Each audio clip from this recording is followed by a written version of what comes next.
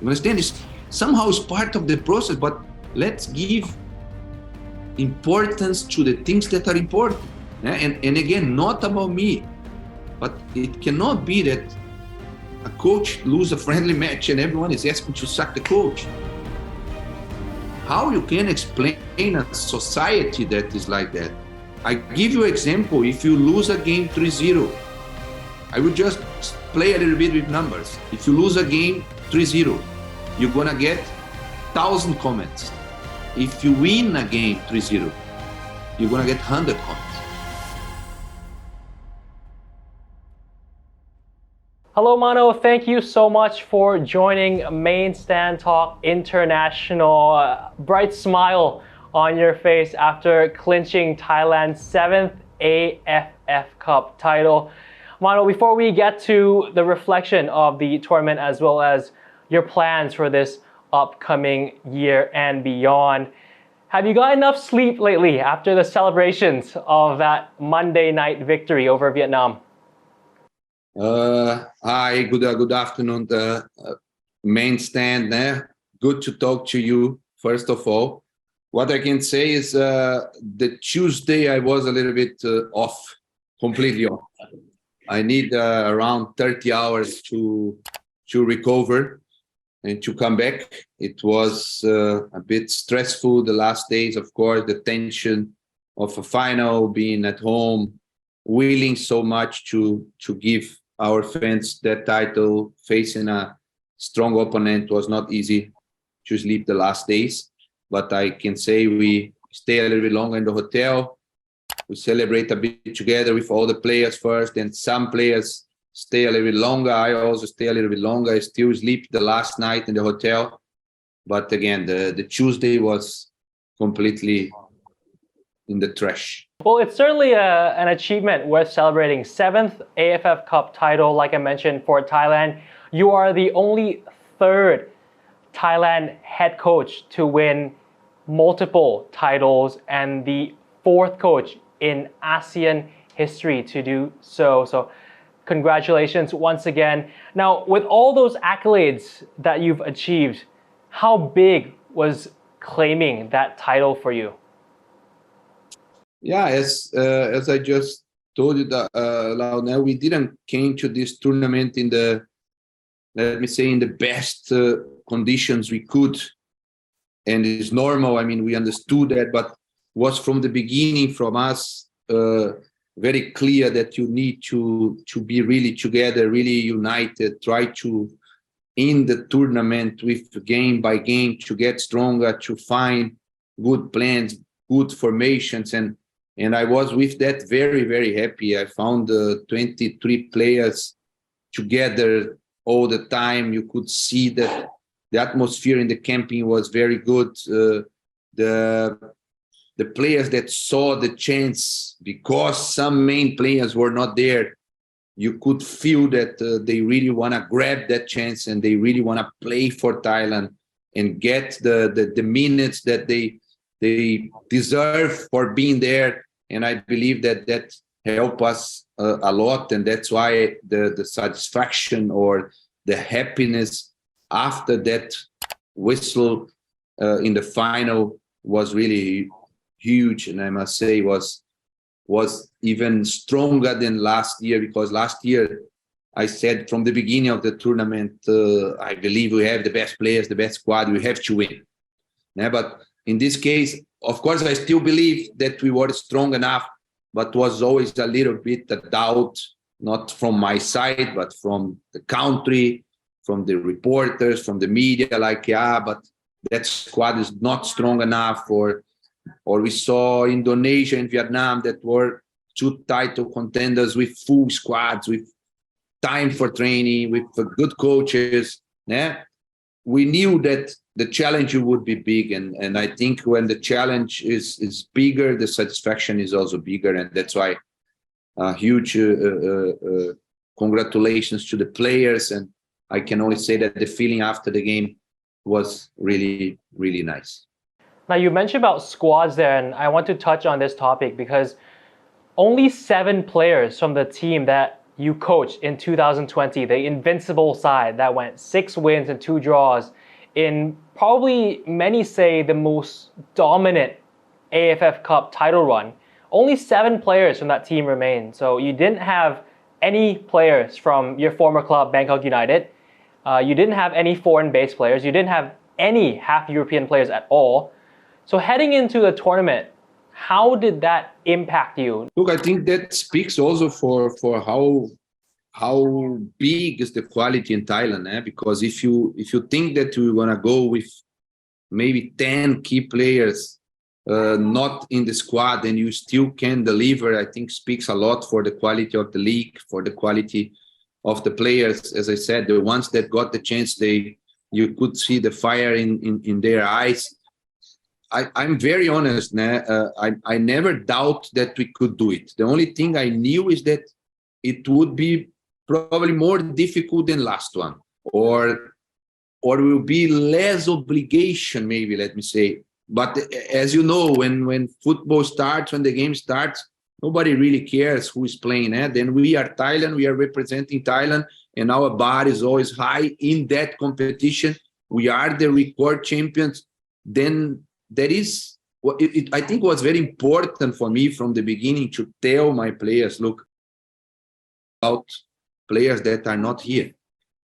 Now, even for the press cons and everything, we talk about who is here and we work with who is here. And I always say that in short tournaments, it's very important how you grow together. And I believe, like last season, about that season also, that championship also, we grew together in a very, very good team spirit with no egos, with, okay, some people sometimes a bit unhappy for not playing, but then it's the job of the coach to explain, to make them feel that are part of it. And I'm not sure if you saw it, but I just got a video from Luis, from an analyst, where sometimes I am in front of the bench. I cannot really see that now, but now seeing from his camera, the way we celebrate the goals against Vietnam in the final, I think that is the main reason why we could make it, because we said that before, there is only one way. If you go all together, all 23, if we push each other in the training, if you make the training difficult, of course, when come game by game, you don't have so much time to train, but then the guys that are not playing, they need to go for a small side there. They have to push each other. They have to show me, because if you see the team that start the competition or play the group stage is a different team than the team that finished the championship. Yeah, and the bond was definitely on display. The video that you posted that Lewis sent you, I mean, so many of those, you just see players chasing after each other, the whole bench erupting. It's almost like a World Cup feel, you know, you only see it in the World Cup, and it's just a beautiful sight to see for Thai fans in the AFF Cup as well. Now, talking about obligation to win, before the tournament happened, there's some rumors floating around that if you did not win this competition, you were ready, not guaranteed, but you were ready to resign from the Thailand national team head coach spot. Any truth in that? Not at all. Not that I know. I mean, it came not from me. Last year, we signed a new contract that is until end of 2023. And of course, I believe that I will be there until the end. And okay, if someone else decides that it should be different, okay, I have to accept. But from my side, was never, ever thinking about resigning. I mean, because I knew the conditions. I knew I have good players. I know I will try always my best. Again, if the people would make a Suzuki failure, let me say, into a reason to change the coach again, then it's part of the business, but was never coming from my side.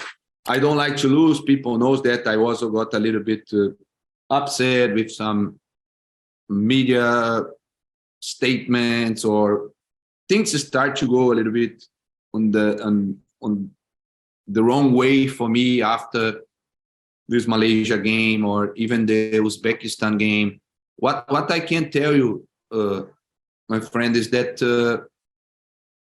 I really believe on the potential that we have as a national team. I still believe that we have a lot to improve as a country, as a football country. We are not united enough, in my opinion, that's just a personal opinion, to say, look, we all want exactly the same. And the same is, of course, to go so high as you can, to compete in the Asian Cup, to dream about the World Cup. We still have space for improvement there. And these games like the King's Cup or the Uzbekistan are examples from that, where I believe we could plan that better.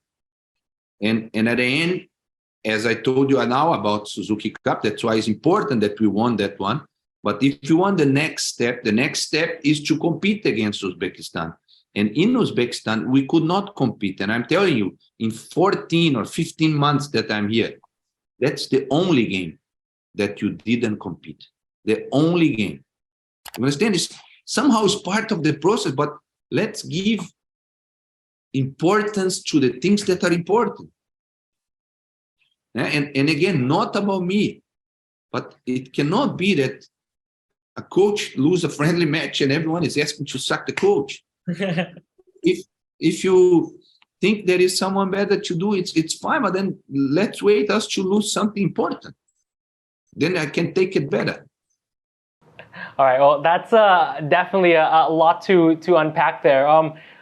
I'd like to shift over to the Asian football and the bigger topic in a bit, but wrapping up on the AFF Cup, your player, star MVP of the tournament, Tirthonbun Matan, said right after receiving the MVP award that he wants VAR, video assistant referee, to be implemented in future tournaments. Now, during the AFF Cup, Mano, I'm sure you've seen the highlights. I'm sure you've watched other nations play. We've seen elbows, we've seen pushes, we've seen guys trying to throw punches. No VAR, though, ever has been used in the AFF Cup. Is it time for you that this competition uses VAR? Look, the VAR discussion, it's long now. Everyone talks about who is for, who is against. I said that even before. It depends who is doing the VAR and how they are doing. Because if the VAR, when even in the Thai league, when the VAR starts, was a disaster.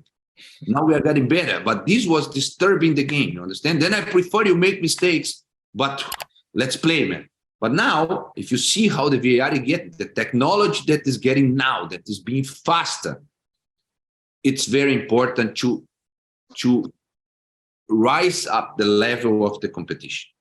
Because it's not possible that penalties are not giving anymore, that offside goals are given, because these are the simple ones, the clearest one, they must be done. Or again, bad tackles, elbows, punches. This is the easy job for the VAR. The VAR is difficult when it's that handball, the slow motion movement in a penalty. That still will be difficult, but the clearest one, they always should be there. Now that we have the technology, they should be there. We should have the VAR. Tirthon is completely right, because this will make the game better. Will make the game better, and there is no doubt, because there is many occasions in that AFF that the VAR would have cleared that very easy. You will go there for 10 seconds and you will give the right decision. Before it was wrong.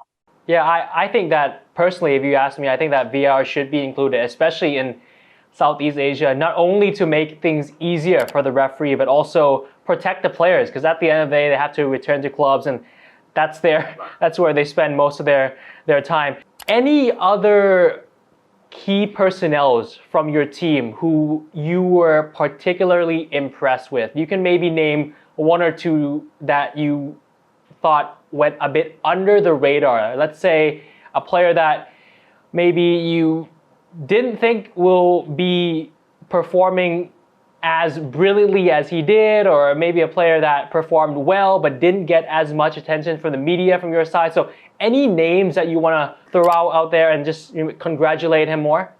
I understand. I should actually mention many of them because they are all in different situations. I can tell you, for example, again, everyone knows that is also a big discussion that we have here in the country about Krisada. Again, a fantastic midfield.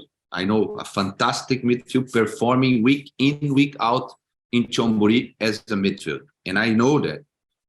But for me, the way we like to play, again, he has been an incredible central defender. Incredible.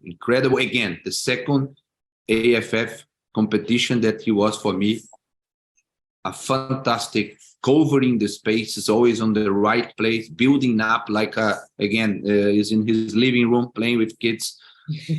And in this case, also a great partnership. Again, that is what I used to say to Luis, Swiss watch, Panzer. A guy that is humble, don't talk too much. You see him, you think this is an intellectual professor, but he delivers. He delivers every single game. You don't notice too much, but he's there. He's intercepting very important balls. He's coming also with a good pass out. I mean, we know him also from Buriram, but I think also he did a very good championship. But he and Krisada and Sarash, of course, we expected already. They were three potential first 11s if you have everyone on board also. But thinking about that and thinking I believe in this also championship that P. Sasalak make a fantastic tournament, and Piradol, the way he won that position and the way they built that trio in midfield, Neil, Tang, and a bank for a coach. They control the ball. They have also presence in the box. They can have late runs. They score goals, important goals, and normally being three bit more defensive midfields. Of course, is a genius. I mean, this tournament that he played was for me, from another level. He was a player in the tournament that was different. His passes are so accurate. They are always on the right place, the timing. He controls the midfield. And then when he got also, we start a little bit different in a 4-4-2 system. Then we change to this 4-3-3 system sometimes, and ending up with a 3-5-2 system. But always in the center of this midfield, controlling with Saraj and with Neil, I think was very important for us. And then again, Golf Adisak, always good when you need him in very important moments. He will always be there. And Poramed, with two fantastic finals, getting the place, getting the chance, scoring a fantastic goal. I can tell, or of course, Sage on the right. Sage probably would not be a starter if you have Narubadins, Philip Rollers, Tristan Does, Mikkelsons. He took the job like, again, this is a plate of food, my friend. And he's a good fighter, fantastic fighter, So it's difficult to not mention all of them. Ekanit and Dom Bordin, everyone knows that people also criticizing them a lot. And I was every day on them. Look, don't listen to the people, man. I really like the way you play. Just keep going, keep going. They were important. They can break lines. They are good dribblers. They know how to move between the lines. I was just happy. I was really happy to see the development of the team into the tournament, how the guys got together, how united we were. But it's very difficult to not mention all of them. a wonderful job. I asked for 2 names. You gave me probably the entire starting 11 and more. So great stuff there.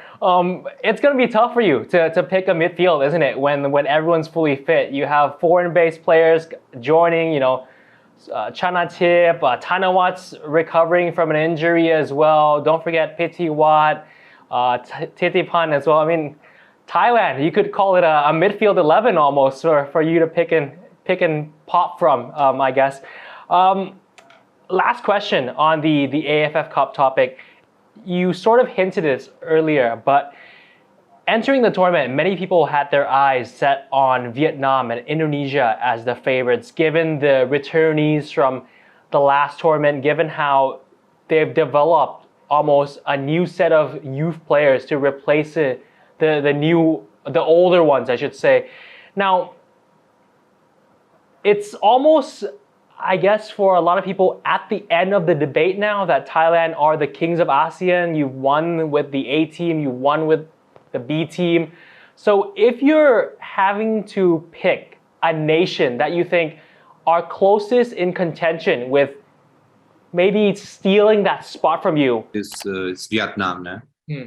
Because if you see also, they are still very young. They are not that young in average like Indonesia, that is also coming, and they naturalize some important players, né? Now with the defender, good guy with good experience, né? But Vietnam, if you see these first 11 that play against us, man, they are all 24, 25. Yeah, they still have 2-3 years to grow together. They are long time together. They are physically very strong. Yeah? I still believe that Vietnam is our biggest concurrent, but again, followed by Indonesia very close because of very young squad with the same coach, experienced coach. But I believe from these two, I would mention both. Not difficult to go out from these two. Yeah, I think that's the two clear favorites right now, trying to dethrone you, Mano. They're coming for you. They're chasing you, but still a long way to go. Some might say. Anyways, moving now to the continental discussion of the Asian competitions that are coming up. One that's coming up really soon, I think in less than 2 months, is the West Asian Football Federation Tournament, so the WAFF for short. When I read that at first, I was like, WAFF? I mean, we'll call it WAFF, just to make sure. So Thailand officially saying yes. The league now has been moved, so it's a FIFA Day tournament. Hopefully, all the players at your disposal will be fit and ready to go. What are you looking to achieve from playing against top Middle Eastern teams? Because it's never happened before. Right, it's a great opportunity, né? A great opportunity. Fantastic that we got that invitation, because when we talk about the next step, that is exactly what we are talking about. We need that kind of friendly. And again, we need for the experience.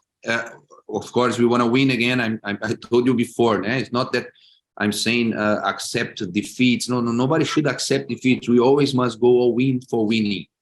But that kind of tournament, whatever the result is, we are winning, because we are playing against teams that are all above us. 2 of them were in the World Cup some months ago. Né? So that is the level that we want to achieve, let me say. That is important for us to see how big is that gap, or is there a gap? Can we compete? Can we not compete? Are we losing on a small margin? Are we winning? Are we drawing these guys? You can only know that if you play them in an official competition where everyone want to win that competition. Even we want to win. But for us, most important is to see how can we compete with them when it matters again. Now it matters again. We are going there. As I told you, Uzbekistan, we didn't compete. Okay, we don't have all the players. Now we can have everyone. We can have everyone. There is no excuse now. If we call, they come. We hope. So having everyone, finding a good plan, analyzing the opponent, finding, say, that's the plan, that's the system, let's go. That is very important. Very important to feel, okay, how far we are. Are we far? Are we good enough? Can we keep the dream about the World Cup? Can you keep the dream about Asian Cup 2024 to pass the group stage, to go to semi-final, quarterfinals, whatever? Because this kind of tournament will give us some information about that. Be sure to send out the list of players to me as well so I can publish them before. No, I'm kidding. Talking about players that you'll be picking for this tournament, a lot of people want to know, will it be the A team or will it be a trial for you of strong teams plus a bit of youth players? Will you go all out? All out. Because again, as I told you, we need to fill. We want to know what is this. There is only 23 in the final list. I mean, we have to go all out to say, look, if this would be tomorrow, the Asian Cup is coming, is the next biggest tournament.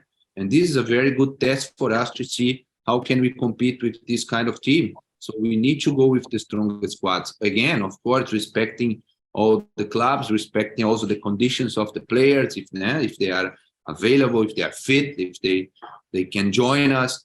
But we will go all out. First, we will send the invitations to 50 players, and then we will start checking the availability, or of course, players like Tirasil, for example, of course he must be in first, but we don't know his condition now. Yeah, we have to wait. This is just one example. Or Gan, Tanawati Leicester, the same, coming back from an injury. Philip Rolla, we don't know, coming back from injury, but we want to go with the full squad, with the players that we believe are the strongest one for the moment. Yeah, that's exciting to hear that you're gonna go full out. It's the biggest competition that is not a huge continental competition that Thailand will be involved in the past 5-10 years I can think of, because the opportunities never come and it's finally arrived. So yeah, take it for sure. Another topic that I want to discuss on is the idea of stepping out of ASEAN. And many people are interested in how you want to tackle this problem. A clear issue is that once coaches start winning the AFF Cup, so we had Peter With, who won it back-to-back, 2000, 2002. Gedi Zaksaedaman, Coach Zico, your friend, won it 2014, 2016. And you've basically done it as a third person, 2020, 2022. But they've all been stuck in that same loop of, okay, win ASEAN, lose in Asia, get bounced. Same thing happened for Zico and Peter With. So what are you trying to do, and what do you think needs to happen for the same loop not to happen with you, and for you not to be remembered as, oh, he's just another guy who won in ASEAN but struggled in Asia?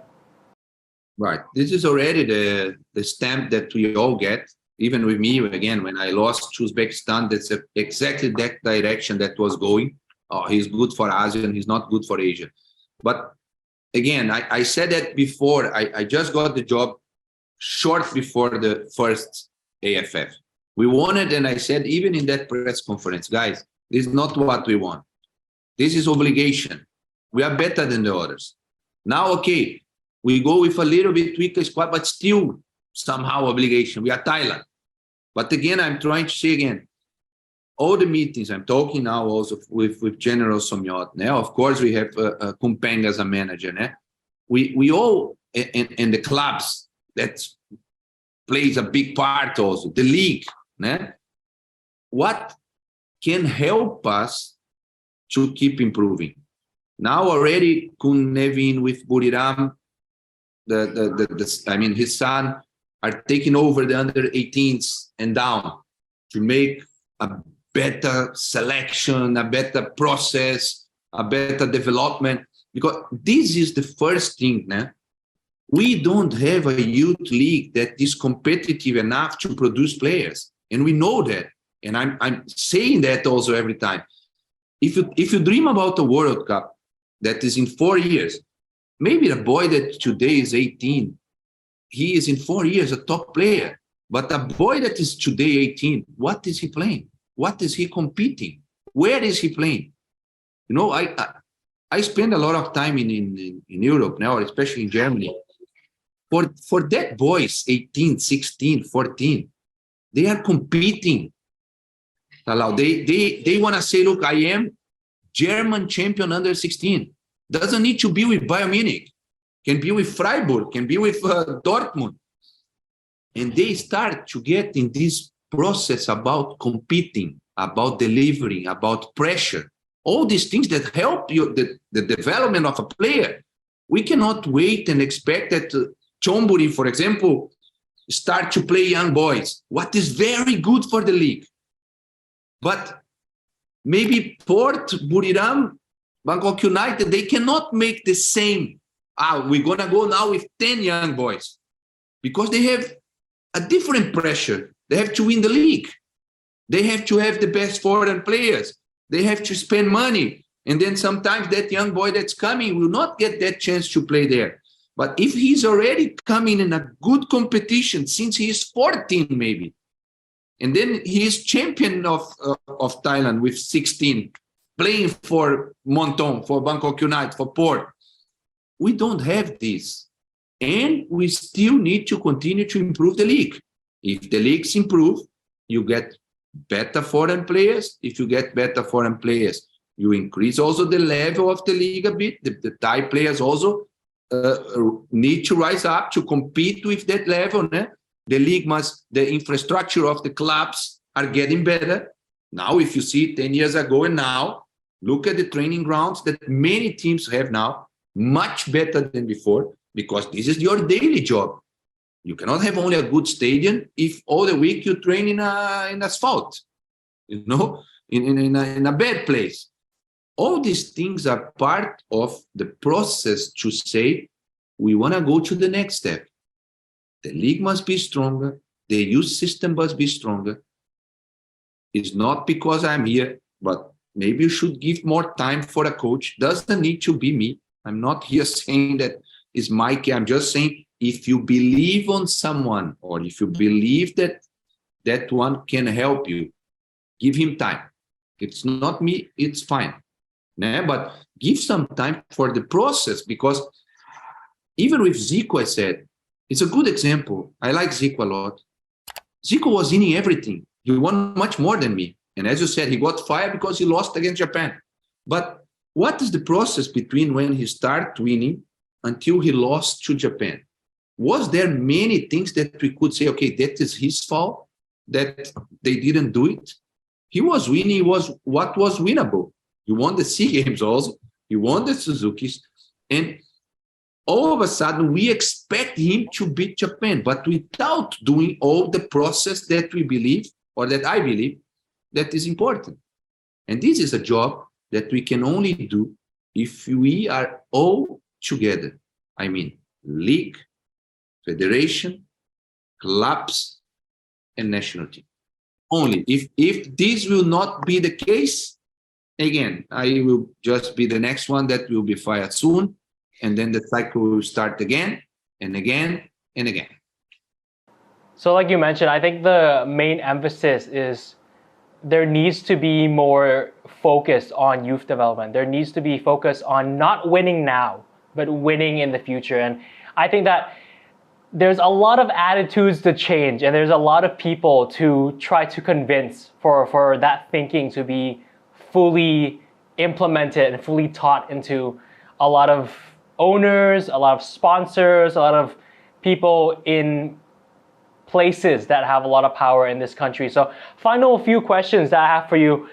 Leading off of that question that I asked you about what to change so that the loop doesn't only surround ASEAN, does that mean that, let's say, if you're still around in the next coming AFF Cup, you might opt to go with a U23 side completely, or a U20 side completely, or in the future when there's a SEA Games, ASEAN competition, King's Cup, tournaments that maybe are not at the continental level, Thailand start to go do what Chonburi are doing in the Thai League, where, all right, let's just play the youth and then we'll rest our big guns for the FIFA days, for the Asian Cups, for the World Cup qualifiers and all that stuff?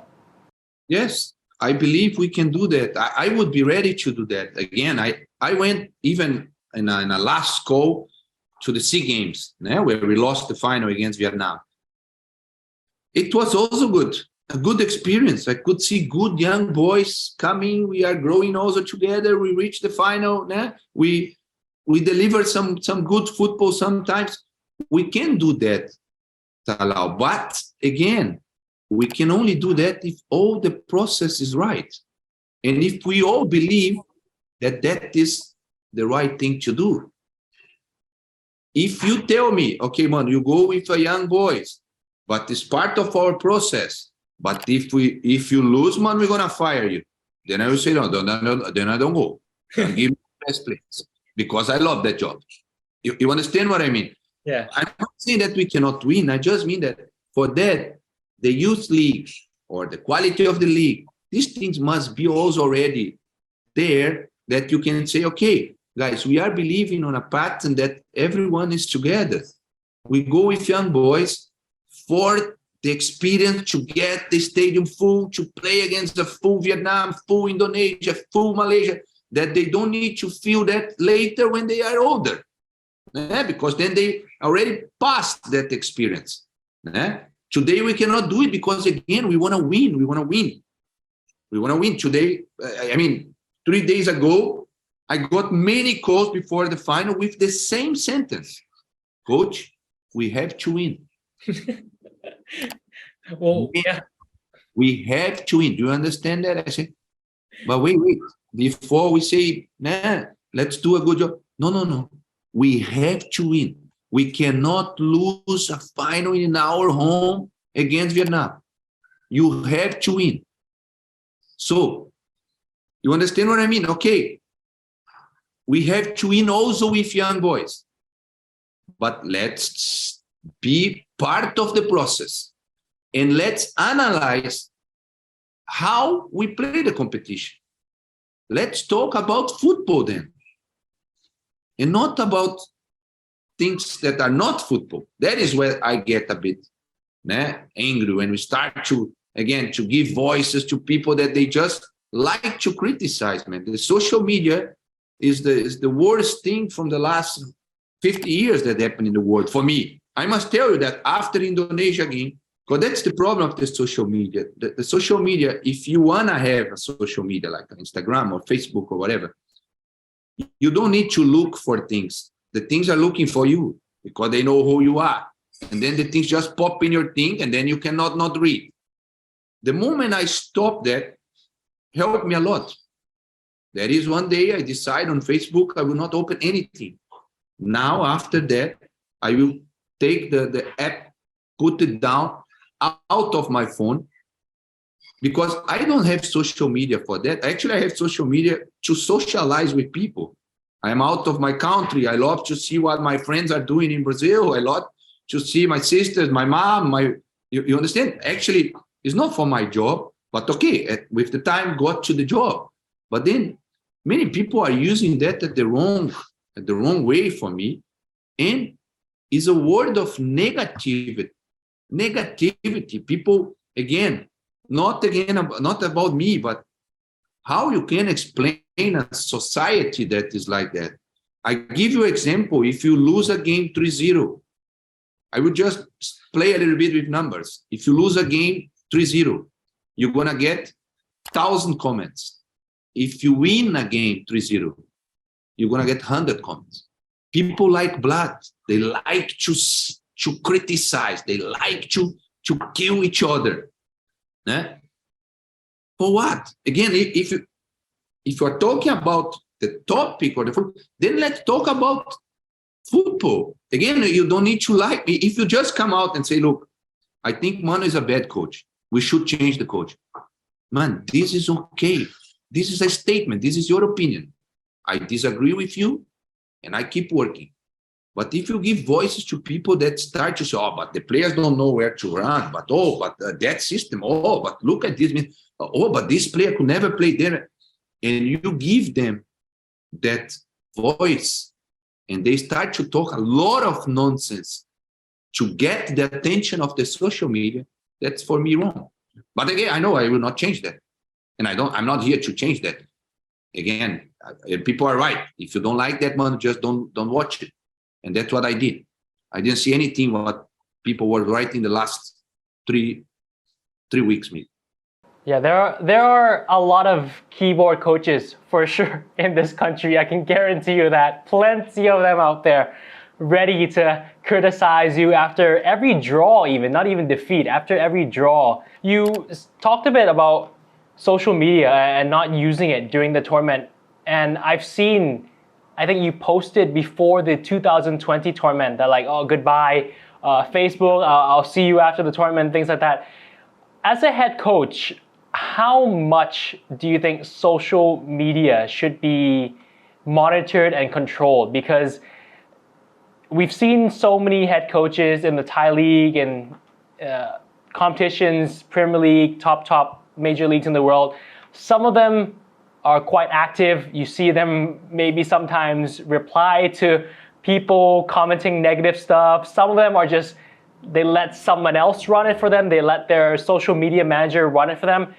So since you already mentioned this topic, I'm curious to know, how much of it do you think that should be used as a head coach? You know, athletes can use it more maybe? Or do you think that both athletes and professional coaches should limit how much they interact with people on it? Good. The first rule is we should never interact.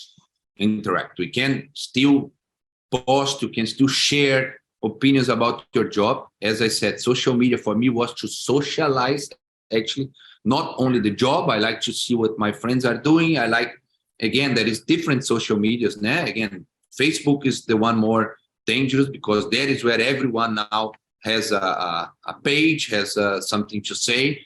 Now you can go more on Twitter, for example, where I believe then it's important to have, because you have a lot of information. That is a little bit different. Or Instagram, okay, you have more visualized, you have more pictures of things that are happening, but it's not that toxic, let me say, like Facebook. But when it comes to the tournament, I just can tell you that less you see, better for you as a coach. Because you try to not, interact, you should never, but you try also to not get personal with that. But at the same time, if it's someone that you know, you will get personal. Mm-hmm. Yeah. That cannot go out from you. You understand? You are seeing people are hiding behind that keyboard and are attacking you in a bad sense. But at the same time, they are actually to you very nice somehow. That makes you mad, or make me mad. And that's why I say, look, I understand it. Many of them is their job, and we have to respect their job. It's the way they do the job the best they can.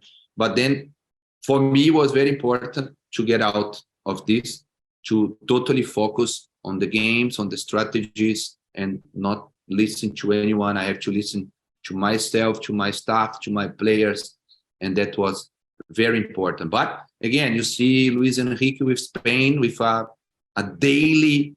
Yeah, Twitch stream. He streams on Twitch. So upcoming WAFF tournament, are you going to do that? Twitch stream with Mano every evening. Again, I will do the same now. I will switch off. Again, I still can keep some info here and there on Twitter or Instagram. That is, you don't get too much there, but Facebook for sure you should avoid. Maybe X or Luis can do the social media stuff for you.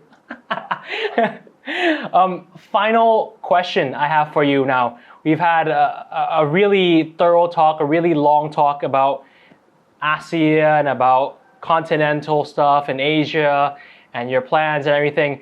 So I want to talk about your goal. I'm going to ask one short-term goal that you have in the next year and one long-term goal that you see or want to achieve in the next 5 years. Again, I know that is a dream, but it's very clear for me. This I have very clear. Short term is to play a very good Asian Cup 2024. And what means good is to go so far as we can.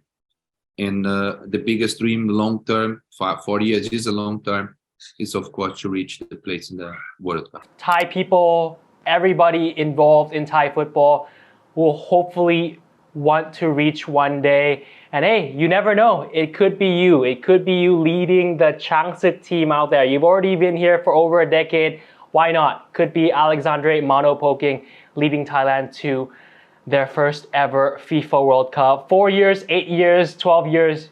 Hey, anything's possible in football.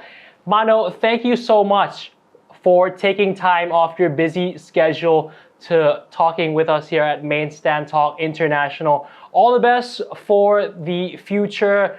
Good luck with the Thailand national team. Thank you so much. สวัสดีครับ Sorry, Cup.